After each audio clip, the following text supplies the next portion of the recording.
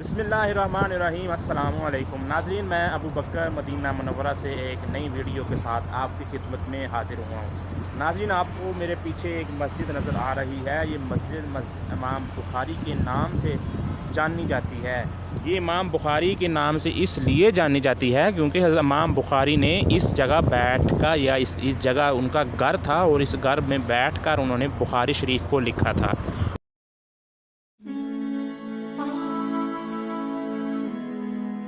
اور بخاری شریف بھی وہ کتاب ہے جو عالم اسلام میں قرآن پاک کے بعد زیادہ اس کی اہمیت ہے، اور تمام فرقے ہیں جتنے بھی اسلام ہیں سب اس کتاب پر متفق ہیں۔ آپ نے 9 لاکھ احادیث کو اکٹھا کیا تھا، اور 9 لاکھ احادیث میں سے صرف اور صرف 9000 احادیث کا مجموعہ کیا، مستند مانا، ان کی تحقیق کرنے کے بعد ہی اس کو لکھا۔ کہا جاتا ہے امام بخاری نے جب یہ کوئی بھی حدیث کو لکھنا ہوتا ہے نا، آپ پہلے وضو کرتے، وضو کرنے کے بعد 2 رکعت نفل کی پڑھتے، اس کے بعد اس حدیث کو لکھتے تھے۔ اور یہ مسجد آپ کو حرم شریف کے میں بالکل یہ دیکھیں، حرم شریف ہے، حرم شریف سے 2 منٹ بھی نہیں لگیں گے آپ کو ادھر مسجد تک آنے کے لیے۔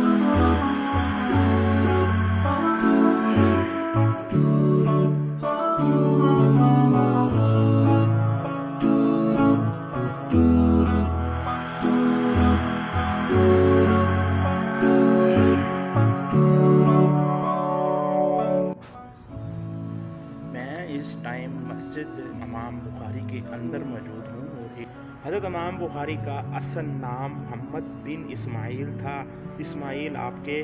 والد گرامی کا نام تھا، تو سب سے پہلے آپ نے تعلیم بھی اپنے والد صاحب سے حاصل کی تھی، اور آپ کے جو والد گرامی تھے وہ امام مالک کے شاگرد تھے۔ اس کے بعد اپنے والد صاحب کے بعد آپ نے بہت سے علماء مشائخ اور محدثین سے اپنے تعلیم حاصل کیا، اور اس کے بعد آپ نے بہت سفر کیا، یعنی کہ کہا جاتا ہے کہ آپ نے 40 سال آپ نے سفر کیا، اور 9 سال لگے آپ کو بخاری شریف لکھنے میں۔ اکثر آپ کہا کرتے تھے کہ میری بخشش کا ذریعہ جو ہوگی وہ یہی کتاب یعنی کہ بخاری شریف ہی ہوگی۔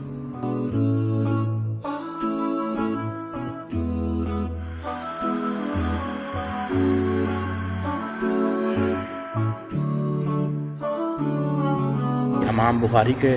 متعلق آپ کو بتاتا چلوں کہ ایک مرتبہ آپ کشتی میں سوار تھے، اور کچھ اشرفیاں تھیں آپ کے پاس۔ ممکن ہے وہ اشرفیاں ہزاروں کی تعداد میں ہو، لاکھوں کی تعداد میں ہو، تو وہ اشرفیاں آپ کے پاس تھیں۔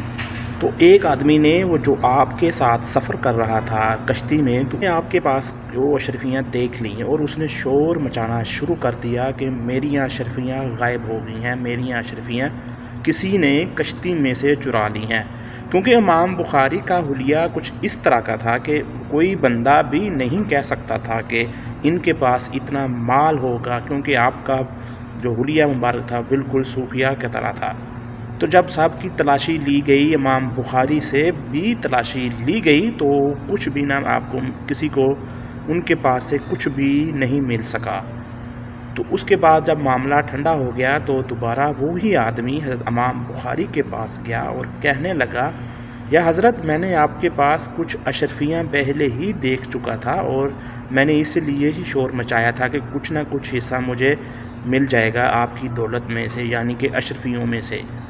حضرت امام بخاری نے فرمایا کہ جب تو نے اپنا یہ شور کرنا شروع کر دیا کہ میری اشرفیاں گم ہو گئی ہیں، تو میں نے اسی وقت ہی وہ اشرفیاں پانی میں سمندر میں گرا دی تھی۔ تو وہ بندہ بہت حیران ہوا، اور وہ کہنے لگا کہ یا شیخ، آپ نے اتنی بڑی دولت پانی میں بہا دی؟ تو حضرت امام بخاری نے کہا کہ جو میں کام کر رہا ہوں وہ کام اس سے کئی گنا زیادہ بہتر ہے اور اہم ہے۔ اگر میں پانی میں اشرفیاں نہ گراتا تو پھر کیا ہوتا؟ پھر یہ ہوتا کہ مجھ پر الزام لگ جاتا کہ میں نے کچھ اشرفیاں چرائی ہیں، اور جو میں کتاب لکھ رہا ہوں یعنی کہ احادیث کو اکٹھا کر رہا ہوں اس کو مستند نہ مانا جاتا۔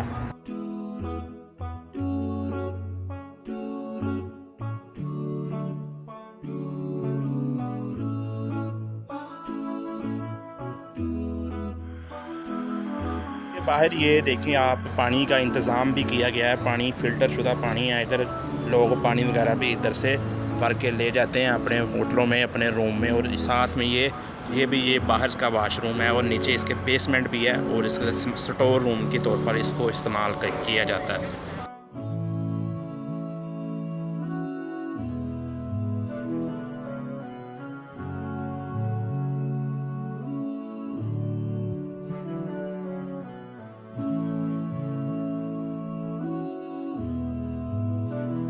اس ٹائم مدینہ منورہ میں بالکل مغرب کی اذان کا ٹائم ہونے والا ہے، اور آپ دیکھیں لائٹیں وغیرہ بھی جل گئی ہیں، اور ٹھنڈی ٹھنڈی ہوا چل رہی ہے، جس کا بولتا سامنے ثبوت آپ کو یہ درخت ہیں، جو درخت نظر آ رہے ہیں بہت ہوا سے ہل رہے ہیں، ٹھنڈی ٹھنڈی ہوا چل رہی ہے، یہ دیکھیں۔ اور اس طرف بھی آپ کو اس مسجد کے بیک گراؤنڈ میں آپ کو یہ جو چیز نظر آ رہی ہے، اس کے بارے میں نبی کریم کا فرمان ہے کہ یہ ہم سے محبت کرتا ہے اور میں اس سے محبت کرتا ہوں۔ میں بات کر رہا ہوں یہ جبل احد کی، ہاں جی یہی ہے جبل احد، اور اسی کے دامن میں حضور کریم صلی اللہ علیہ وآلہ وسلم کے چچا اور اسلام کے پہلے آرمی چیف سیدنا حضرت امیر حمزہ رضی اللہ تعالیٰ عنہ کا مزار شریف ہے، اور وہ ادھر آرام فرما رہے ہیں، اور اسلام کی دوسری جنگ بھی اس جگہ ہوئی تھی، اور اسی پہاڑ کی مناسبت سے اس جنگ کو غزوہ احد کا نام سے جانا جاتا ہے۔ تو آپ کو تھوڑی سی میں ادھر سے اس کا ویژول دکھا دوں، یہ دیکھیں بالکل لوگ سارے آپ کو اس طرف سے حاجی اس طرف جاتے نظر آ رہے ہیں، ایسے ایسے، یہ دیکھیں یہ سارے وہ نماز کے لیے جا رہے ہیں، اور میرے اس طرف حرم شریف ہے، اور حرم شریف کا منظر کتنا پیارا ہے، بالکل ٹھنڈی ہوا چل رہی ہے، موسم بھی آپ دیکھیں مدینہ شریف کا، ادھر بادل ہوئے ہیں ادھر بادل ہوئے ہیں، اور اسی ایزی بادلوں کی وجہ سے آپ کو چھتریاں جو ہیں وہ کھلی نظر آ رہی ہیں، کیونکہ اگر دھوپ ہو آسمان صاف ہو تو یہ چھتریاں کلوز کر دی جاتی ہیں، لیکن کیونکہ بارش کا امکان ہے، بادل ہوا ہے، تو اس وجہ سے انہوں نے چھتریاں بھی کلوز نہیں کی، چھتریاں بھی کھلی ہوئی ہیں۔ آپ کو نیچے لائٹیں نظر آ رہی ہیں چھتریوں کے، یہ دیکھیں لائٹیں، اور لائٹوں کے اوپر چھتریاں ہیں۔ تو میرا تو یہ بار بار دل کر رہا ہے کہ اس کی یہ منظر جو ہے اس کی ویڈیو بناؤں، بہت ٹھنڈی ہوا چل رہی ہے، یہ ساری آپ کو نظر آ رہے ہیں، وہ گاڑی بھی نظر آ رہی ہے، وہ دیکھیں یہ گاڑی، آج جمعۃ المبارک تھا، چھٹی ہوتی ہے کمپنیوں میں سعودی عرب میں ساری، لیکن دیکھیں کام اتنی تیزی سے چل رہا ہے اس کا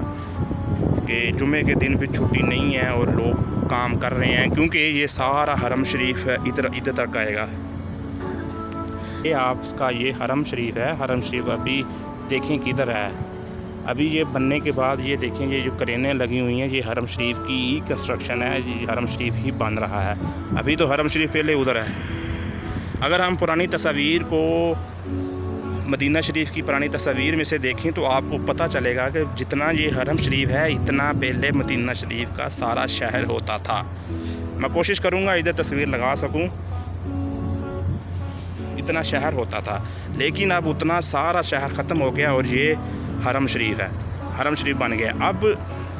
پہلے میں اپنی پہلی بات مکمل کرتا ہوں، روایات میں آتا ہے نبی کریم صلی اللہ علیہ وسلم نے فرمایا کہ حرم شریف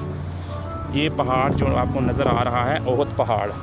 یہ والا یہاں تک جائے گا۔ تو ابھی دیکھیں حرم شریف کہاں تک پہنچ گیا، اذان شروع ہو گئی ہے جناب، اذان کے بعد پھر ملاقات ہوگی۔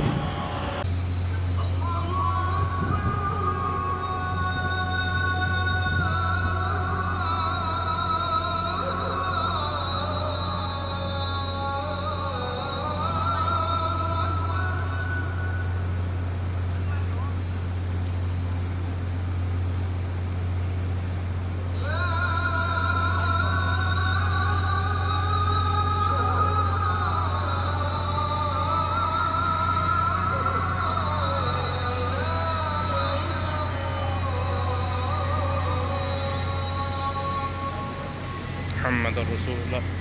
صلی اللہ علیہ وآلہ وسلم، نبی کریم صلی اللہ علیہ وآلہ وسلم نے فرمایا تھا کہ میرا حرم وہ جو آپ کو پہاڑ نظر آ رہا ہے جبل احد، وہاں تک جائے گا قیامت تک۔ تو ابھی یہ دیکھیں حرم شریف ادھر تک ہے، ابھی یہ سارا حرم بن رہا ہے، پیچھے آپ کو کنسٹرکشن نظر آ رہا ہے، وہ آپ کو محراب وغیرہ بھی نظر آ رہے ہیں، اس طرح بالکل جو نقشہ ادھر چل رہا ہے۔ ابھی یہ حرم وہاں تک چلا گیا ہے جہاں میں پہلے کھڑا تھا، وہ مسجد امام بخاری کے تھوڑا سا آگے بلڈنگ جو ہے وہ جو بلڈنگ ہے نا ادھر تک آ گیا ہے یہ سارا حرم۔ 94 ہجری میں قاسم بن عباس جو حضرت حضور کریم صلی اللہ علیہ وآلہ وسلم کے چچا ان کے ساتھ حضرت عثمان کے بیٹے تھے، ان دونوں کی تشکیل ہوئی، ان کو ازبکستان بھیجا گیا۔ ازبکستان میں انہوں نے جا کے اسلام کی تبلیغ کرنا شروع کر دی، لیکن بعد میں پھر حضرت قاسم بن عباس کو شہید کر دیا گیا۔ پھر کافی عرصے بعد محمد بن قاسم کے دور میں ان کے کمانڈر تھے، انہوں نے ازبکستان کو فتح کیا اور اسلام وہاں پر مکمل طور پر پھیلنا شروع ہو گیا۔ آج بھی ازبکستان میں 94% مسلمان ہیں۔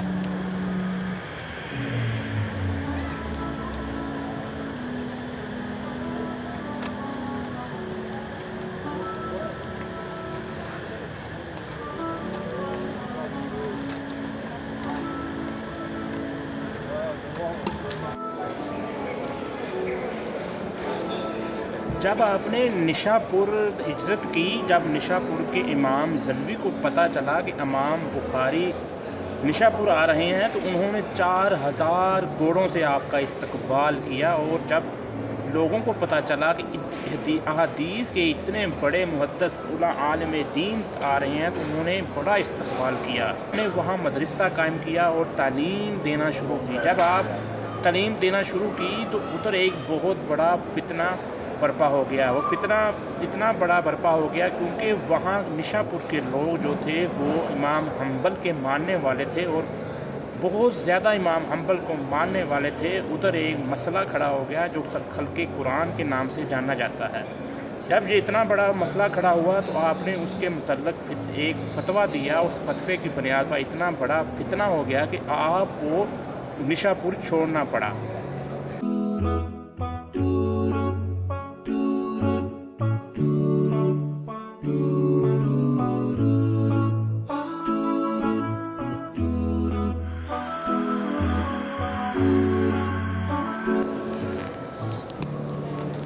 حضرت امام بخاری جب نشا پور سے آپ کو نکالا گیا تو آپ دوبارہ بخارا تشریف لے گئے اور بخارا جا کر قرآن و حدیث کی تعلیم دینا شروع کر دی۔ جب قرآن و حدیث کی تعلیم دے رہے تھے تو وہاں کے گورنر نے اس کو پتہ چلا کہ حضرت امام بخاری بخارا میں ہیں اور انہوں نے مدرسہ بنایا ہوا ہے جہاں بچوں کو احادیث کی تعلیم دے رہے ہیں، تو اس نے پیغام بھیجا حضرت امام بخاری کے لیے کہ آپ میرے بچوں کو بھی تعلیم دیں، لیکن اس نے ایک شرط رکھ دی کہ میرے بچوں کو تعلیم دینی ہے تو دوسرے بچے ساتھ نہیں بیٹھیں گے، یعنی کہ ان کو علیحدہ ہی ٹائم دینا ہے، ان کے لیے علیحدہ جگہ بنانی ہے، علیحدہ جگہ ہی ہوگی جہاں تعلیم دی جائے گی۔ جب حضرت امام بخاری کو اس کی گورنر کی اس باتوں کا پتہ چلا تو انہوں نے صاف طور پر منع کر دیا اور فرمایا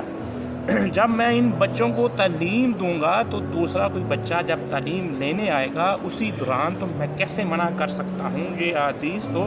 ہمارے نبی کریم صلی اللہ علیہ وآلہ وسلم کی ہیں اور میں اپنے نبی صلی اللہ علیہ وآلہ وسلم کی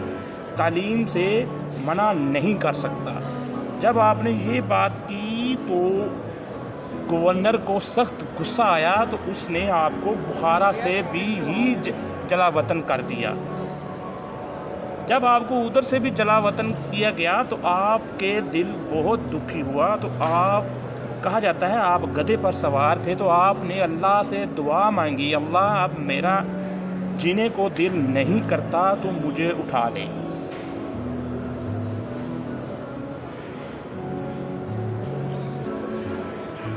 جب آپ نے یہ دعا مانگی تو اللہ تعالیٰ نے آپ کی یہ دعا قبول فرما لی۔ آپ کی جو سواری تھی گدھا تھا، وہ گدھا آپ کو ایسی مقام پر لے گیا، اس مقام پر آپ کے خالہ کا گھر تھا، آپ نے وہاں کچھ دن قیام فرمایا اور آپ کو پتہ چل گیا کہ اب میرا وقت آ گیا ہے، تو آپ فوت ہو گئے۔ کہا جاتا ہے جب یہ وفات کے دنوں میں ہی کسی دوسرے شہر میں کسی محدث یا عالم دین کو ایک خواب آیا۔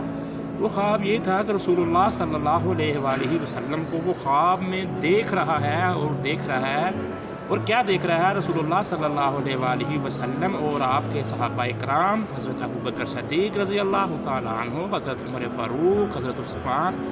دیگر صحابہ کھڑے ہیں۔ وہ کہتے ہیں میں نے خواب میں ہی پوچھا کہ یا رسول اللہ صلی اللہ علیہ وآلہ وسلم کیا معاملہ ہے؟ تو آپ نے کہا آج ہمارا ایک دوست آ رہا ہے، یعنی کہ امام بخاری کے متعلق فرما رہے تھے۔ وہ کہتے ہیں جب میں اٹھا تو میں نے پتہ کیا، کیونکہ اس دور تو بہت پرانا تھا، ایک شہر دوسرے شہر میں جانے کے لیے ٹائم لگتا تھا۔ جب انہوں نے تحقیق کی، جب انہوں نے پتہ چلا کہ امام بخاری فوت ہو چکے ہیں، تو انہوں نے تحقیق کی کہ مجھے خواب کس دن آیا اور یہ فوت کس دن ہوئے۔ جب تحقیق کی تو پتہ چلا خواب اور وفات ایک ہی دن آئی ہے۔ تو انہوں نے پھر